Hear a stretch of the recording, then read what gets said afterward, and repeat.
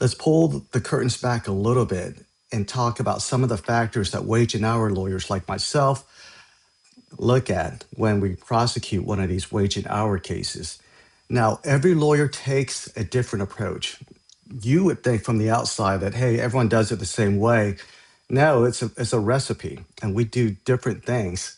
And it's up to the lawyers to strategize and figure out which one works best for that particular client, for that particular case. So let's take a look at this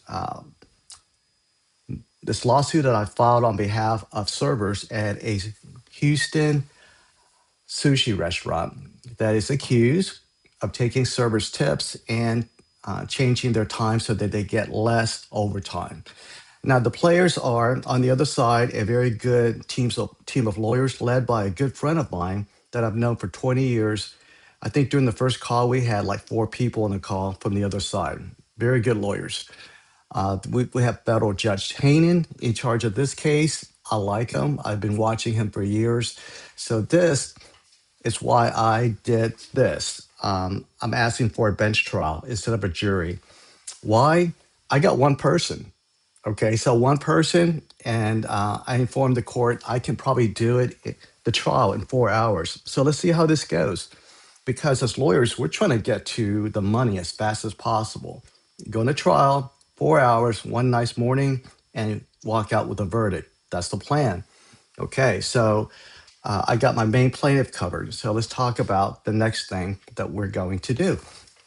And that is a deadline for other people to join the lawsuit. Now, this this deadline for other parties to join is we can add plaintiffs, we can add additional defendants. In this case, I sued the owner just in case he goes belly up on his company and tries to go and start another restaurant.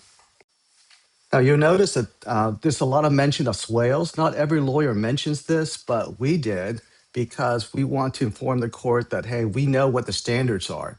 A lot of lawyers who are new to this are surprised by the swale standard. And in Texas, we do things different from the rest of the country, and we prosecute FLSA cases differently. So, a solution to that is that we break it up into two sections, two segments, two phases. And this is why it's a recipe, because a lawyer can simply just do one phase, but we were going to break it up. Why? We're going to do discovery to establish that this should be certified as a collective action as established by our Fifth Circuit Court of Appeal under Swales. And a lot of people don't do it this way, but I do, particularly for this particular matter. Now, remember, this is a recipe that I'm using, and it's a personal recipe. So, this is why I designed something new. Not every lawyer does it this way, but we actually are describing a deadline for us to file a motion for collective action for the court to consider whether or not to expand this lawsuit to include all the servers that worked for this restaurant. And it's called a motion to authorize notice. This is a unique animal that exists only in Texas, Louisiana, and Mississippi because we're under the Fifth Circuit Court of Appeal. And so you won't find this anywhere else in the country, but this is what Texas lawyers do.